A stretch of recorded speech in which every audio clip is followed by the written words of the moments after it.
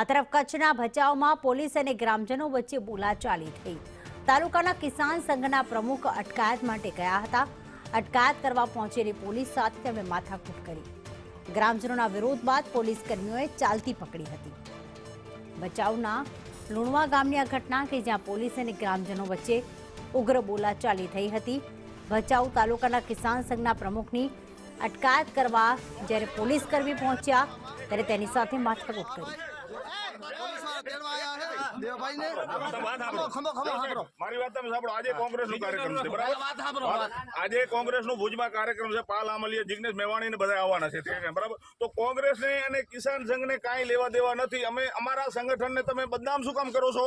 અમે શું કામ બદનામ કરીએ? કોંગ્રેસને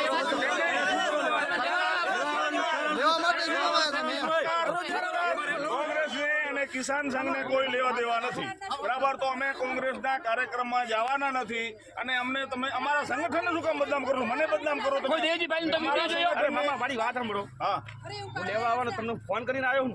હા, ફોન કરીને મામા ક્યાં ફોન કરીને આવ્યો ના, લેવા વાળો મને ફોન કરીને આવે એ કે નહીં? તો તમે શું કામ આવ્યા? હવારના શું કામ આવ્યા? તો જવા દો તમે। એમ નહીં, અમે એવા ભાઈને પ્રમુખ સાહેબનો વિડીયો તમે જોયો? પ્રમુખ સાહેબનો વિડીયો જોયો?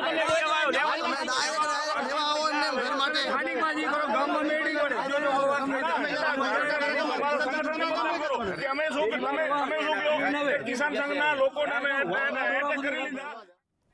અલ્પેશ અમારી સાથે જોડાઈ ગયા છે। અલ્પેશ, સૌથી પહેલા તો એ જણાવશો કે અટકાયત શા માટે કરવા પોલીસ પહોંચી હતી અને ગ્રામજનોએ શું વિરોધ નોંધાવ્યો? ચોક્કસથી ભુજમાં આજે એક ખેડૂત સંમેલન છે અને ખેડૂત સંમેલનની અંદર કિસાન સંઘના આગેવાન છે તે ન પહોંચે તેના માટે પોલીસ કર્મીઓ છે તે તેમના ઘરે લુણવા ગામ પહોંચી હતી। જો કે ભચાઉ તાલુકાના કિસાન સંઘના પ્રમુખ છે તેની અટકાયત કરવા માટે પોલીસ ગઈ હતી। તે સમયે મોટી સંખ્યાની અંદર ગ્રામજનો છે તે એકઠા થયા હતા અને જેના કારણે પોલીસને તેની અટકાયત વગર જ ગામમાંથી પરત ફરવું પડ્યું હતું।